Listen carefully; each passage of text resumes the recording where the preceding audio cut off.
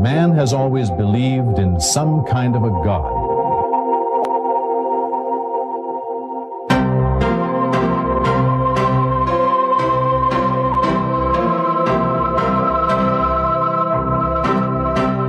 This need to believe in a supernatural and omnipotent being led many to search for a God, start wars in the name of a God, even create a God if they had to.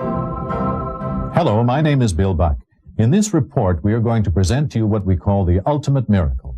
You see, when man chose to believe in gods, most of these gods had one thing in common. It was required that they be feared, worshipped, served, and revered.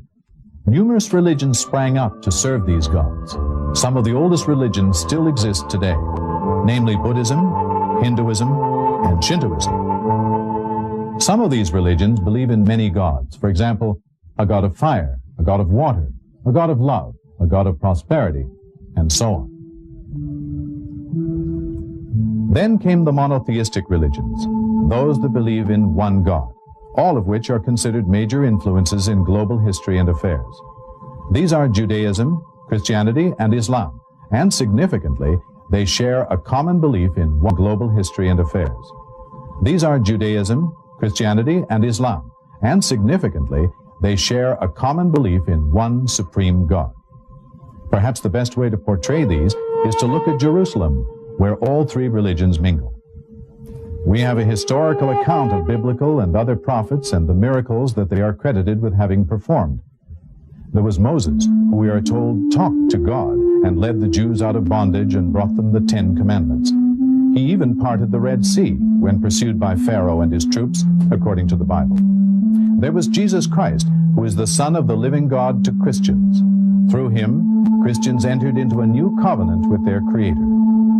Lastly, there was Muhammad. Muslim history tells us that in Mecca, God revealed to him the Quran, the Muslim holy book, which is recited fervently and followed by 1/5 of the world's population. For many centuries, and in spite of man's experience with religion, there still remain many mysteries. The most baffling and complex mystery of all remains the identity and the concept of this God that man has never seen and yet believes in so religiously. This sea of religious confusion has been swelling all the time. Many religions, all claiming to be right, began to break into sects. During all this time, man was advancing economically, socially, militarily, and intellectually. Man continued to advance technologically at an unprecedented pace. But in terms of religion, he was still in this sea of confusion, often misled by tricksters and deeply disappointed with his unanswered prayers to this unseen God. Disappointment and confusion led many to lose their belief. Agnosticism and atheism have become widespread. Many now openly reject or at least question the existence of this God who has been so popular throughout the ages. The theory of Darwin became the accepted opinion of many scientists and scholars who were able to draw supportable conclusions from the proof and arguments presented. But now, most scientific and religious thinkers realize that there are deeper questions. So, where does that leave us? Are there any real solutions to this religious dilemma? On the one hand, man cannot accept the illogical practices that religion dictates to him. Yet, by denying God, man still doesn't find the answers to some of his most burning questions, such as, who am I? Why am I here? Is there a God? What is the purpose of life? Just when man's tolerance to manual labor reached a limit and the Industrial Revolution lay around the corner, now an intellectually enlightening revolution seems to be around the corner. Previous generations were converted to believe in God by means of miracles. However, modern man cannot believe in God because of these. He has watched men walk on the moon. He is presented daily with the latest technological marvel. He has come across too many false claims, fake miracles, and fake prophets. He has become very cynical, especially when it comes to ancient myths and beliefs. With some arrogance, he believes that he knows more than his forefathers, let alone those ancient reporters of fantastic events. He wonders what they would have thought of some of today's miracles. Today's man needs something substantial, He needs an ultimate miracle. All the miracles that were supposed to have converted man over the ages were limited to a particular geographical location or a time period. By definition, an ultimate miracle would be something that is perpetual, not limited to a certain century or geographical location. It would be for all of the people to see all of the time. It would be something that is physical, touchable, examinable, verifiable, and irrefutable. A few years ago, noted scientist and television personality Carl Sagan, in his best-selling novel, talked about a mathematically coded message from outer space. On page 431, the author states, "My fondest hope for this book is that it will be made obsolete by the pace of real scientific discovery." Well, it seems that Carl Sagan's fondest hope has come true. Research over the past few years has uncovered just such a mathematical code in a document that is over 1,400 years old. There are other miraculous aspects to this document. For instance, only in the past 20 years has science been able to witness the development of the fetus in the very early stages. However, 1,400 years ago, the development of the fetus in the first 28 days had already been documented, and with such graphic accuracy that it left Dr. Moore, chairman of the anatomy department at the University of Toronto, utterly amazed. For at this stage, the embryo is only about 1/10 of a millimeter long and would appear like a dot to the human eye. To discern its shape would require a powerful microscope. However, microscopes were not developed until the 17th century. And yet, 1,400 years ago, we find the following. "Thereafter we created of the drop a thing which clings, a leech-like structure." Dr. Moore confirmed that the embryo does in fact cling to the wall of the uterus. Another passage describes the stages of fetus development. "God makes you in the wombs of your mothers in stages, one after another, within 3 veils of darkness." Dr. Moore confirmed the accuracy of this description also. He explained that the 3 veils could reasonably be interpreted to mean the mother's abdominal wall, the wall of the uterus, and the amniochorionic membrane. It goes on. We've all heard about the Big Bang Theory, but who would expect to find an account about the Big Bang Theory 1,400 years ago? But there it is. Do the disbelievers not realize that the heavens and the earth used to be one entity? Then we parted them.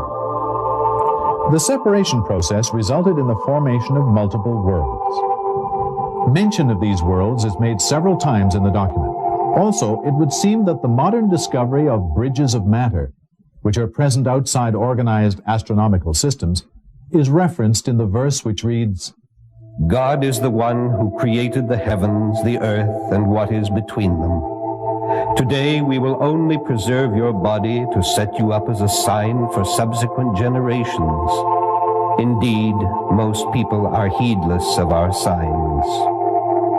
Miraculously, it seems that the Egyptians were exclusively gifted with the science of mummification. In 1898, Loret discovered the mummified body of Ramses II at Thebes in the Valley of Kings, where it had lain untouched for 3,000 years. He had it transported to Cairo, where it may be seen to this day. The medical study of the mummy of Merneptah, pharaoh of the Exodus, has yielded further useful information on the possible cause of this pharaoh's death. The lack of signs of deterioration of the body proves that the body did not stay in water for a prolonged period of time. And in the heavens, for many centuries it was believed that the moon had its own light. Science discovered not too long ago that the moon really did not generate its own light, but acted only as a reflector of the sun's rays. "God is the one who made the sun luminescent and the moon a light, and he designed its phases to provide you with a timing device. God did not create all this in vain. God is the one who created the night, the day, the sun, and the moon. Each one is traveling in an orbit with its own motion." Today, it is known how the celestial organization is balanced by the position of stars in a defined orbit, and how the interplay of gravitational forces is related to their mass and speed of movement. each with its own motion. Sir Francis Drake proved the earth to be round when he sailed around it in 1597. Are you more difficult to create than the heaven that he built? He raised its masses and perfected it. He made its night dark and its morning visible. Thereafter, he made the earth egg-shaped. That was written almost 1,000 years before Columbus. We know now that the Earth's atmosphere acts as a filter to prevent harmful radiations from reaching the surface. Short wavelengths like X-rays and ultraviolet rays are filtered out at high altitudes. Protection from these rays is vital to the existence of life on Earth. And we made the sky a protected ceiling. Then there is the affirmation of the modern idea that the origin of life is aquatic. And we made water a requisite for every living thing. Water is the simplest chemical compound of importance to all living things. Most organisms consist of 50 to 95% water. Scientists know that absolutely every living entity known to man requires water for its existence. Many properties of water make it essential to life's processes. Its ability to dissolve a great variety of substances is vital because most chemical reactions within organisms can occur only in a water solution. Take the field honeybee, busy bringing in nectar from flowers. On entering the hive with a full honey sac, which is an enlargement of the esophagus, the field bee regurgitates the contents into the mouth of young workers, called house or nurse bees. These, in turn, deposit nectar in a cell and carry out the tasks necessary to convert the nectar to honey. This we have known for about 80 years. And your Lord inspired the bee. Build homes in the mountains and the trees, and what the people build for you. Then eat from all kinds of crops and obediently follow the designs of your Lord. Out of their bellies comes a liquid of various colors, wherein there is healing for the people. This should be a sign for those who reflect. Remember, this statement was made 1,400 years ago. How in the world could somebody have known 1,400 years ago that honey came from the belly of the bee? This document also claims that there is a healing property in honey. Honey does, in fact, have mild antiseptic properties. The Russians used honey to cover their wounds in World War II. The wounds retained an amount of moisture and left very little scar tissue. Because of its density, no fungus or bacteria could grow in the wound. It is also known that if a person suffering from allergies from a certain plant is given honey produced from that plant, that person builds up certain resistance to the allergy. 1,000 years before the discovery of the circulation of blood, and roughly 13 centuries before it was known what happens in the intestine to ensure that the organs are nourished by the process of digestive absorption, we find a verse in the document. From between the urine and the blood comes pure, delicious milk. Only recently was it found that from what the cow eats, there is a separation of nutrients into the blood and the urine, and the remainder ends up as milk. Progress in botany 1,400 years ago was nowhere advanced enough for it to establish as a rule that plants have both male and female parts. Nevertheless, we read in the document, God is the one who sent water down from the sky, and thereby brought forth pairs of plants, each separate from the other. Today we know that fruit comes from plants that have sexual characteristics, even when it comes from unfertilized fruits like bananas.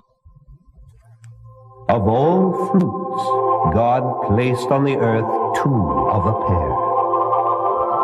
This document stated to early man the remarkable premise that mountains move like the clouds. We know this to be true now, since the earth rotates around its axis and around the sun. But to an ancient, what could be more contradictory to the obvious than that mountains move? And yet, when you look at the mountains, you may think that they are standing still, but they are moving in the same manner as the clouds. Such is the creation of God. We know now of continental drift, of folding, which forms mountain ranges. The Earth's crust is like a solid shell on which we can live, while the deeper layers are hot and fluid. Have we not made the earth an expanse, and the mountains stakes? The stake-like stability of the mountains is linked to the folding phenomenon in that the folds provide the foundations for the reliefs that form the mountains. From this aspect, they are indeed like tent stakes driven deep into the ground. He makes his chest straightened, like one who climbs towards the sky. Fingerprinting became a scientific method of identification in the 1880s with the research of Sir Francis Galton. Galton calculated mathematically that no two persons could have exactly the same fingerprint patterns. We can even reconstruct the tip of his finger.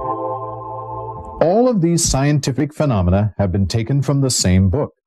Other examples contain infinitely more precious data, which directly relate to facts discovered by modern science.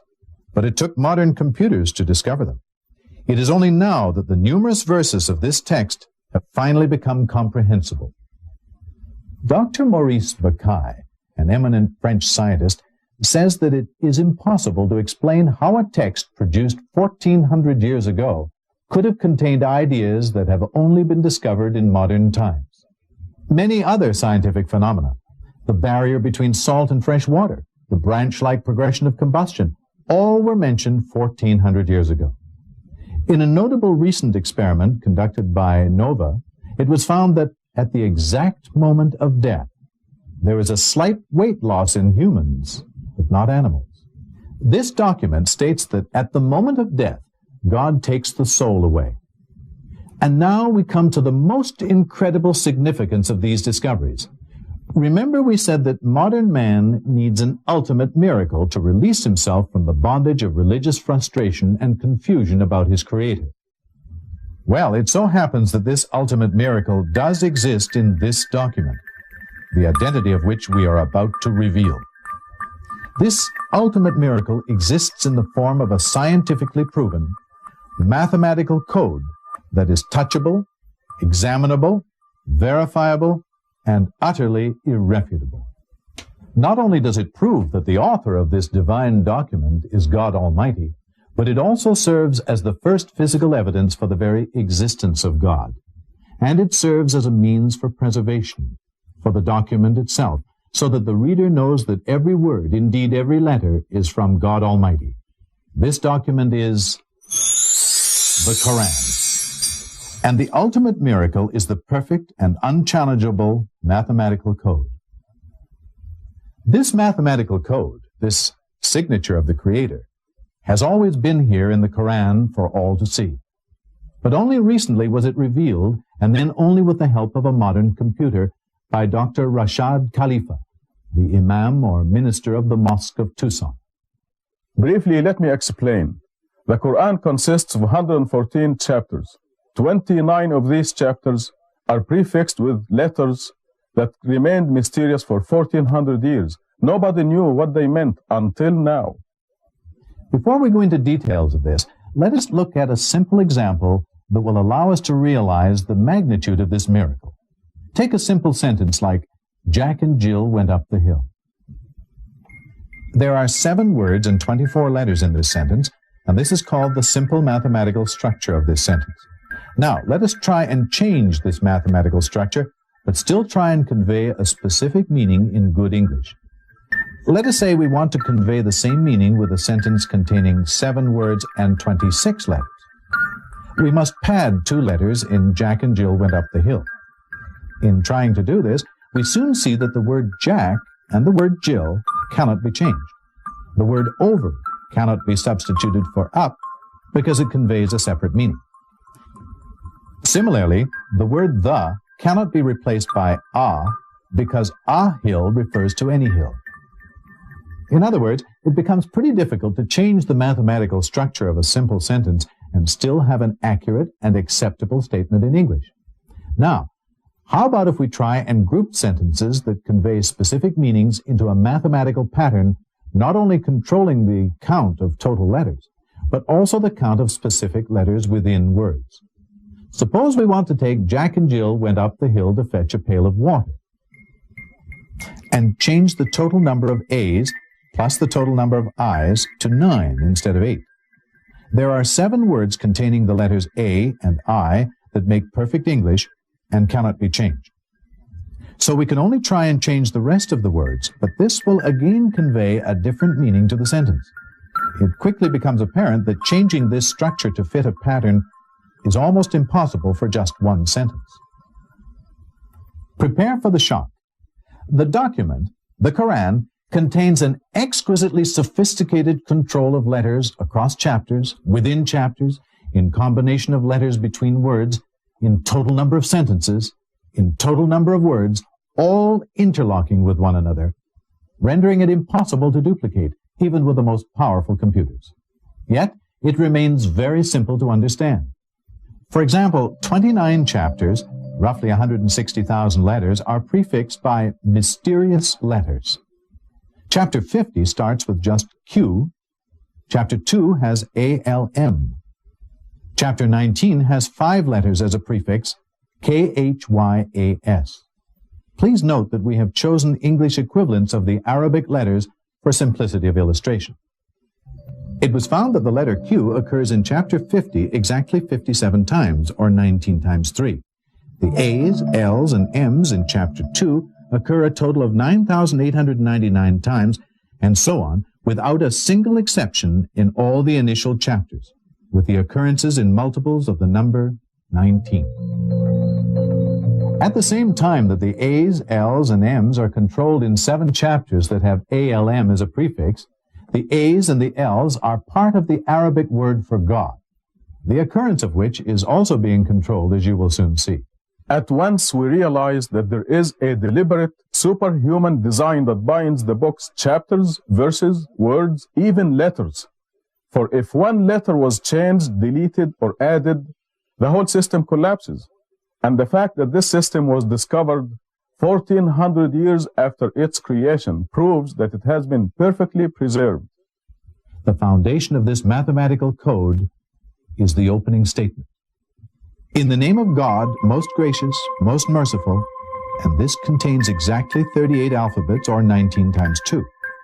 In the language of the Quran, Arabic, it contains exactly 19 alphabets and 4 words.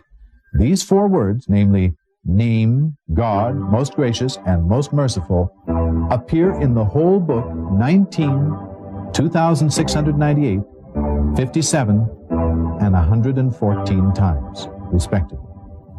All these are multiples of 19. The total number of verses are 6,346. The total chapters are 114. Again, multiples of 19. We are beginning to see that this unique code must have been pretty difficult to construct. On it are 19. Indeed, by the moon, by the night as it passes, by the morning as it shines, this is one of the greatest miracles. Greatest miracle indeed. And now we realize that 19 is the Creator's signature on everything He created. For example, you and I have 209 bones in our bodies, 19 times 11. A full-term fetus remains in the mother's womb 266 days, 19 times 14. The sun, the moon, the earth line up in the same position every 19 years, and on and on and on. The viewer may wonder, why 19? Well, using our ancestral system of numerology, the Arabic and Hebrew word for 1 has a value of 19. And this is what the message of Quran is. 1. One God and one brotherhood of nations under God. The Quran was written under God's direction. One thing is clear. No human being could have written such a complicated and perfectly mathematically coded text. Not then, not now, even with the aid of computers. One of the most important functions of the Quran's mathematical code is that it proves and authenticates by physical evidence all the miracles of the previous prophets and messengers. Moses parted the Red Sea. Jesus revived the dead and healed the hopelessly blind and the leprous, and so on.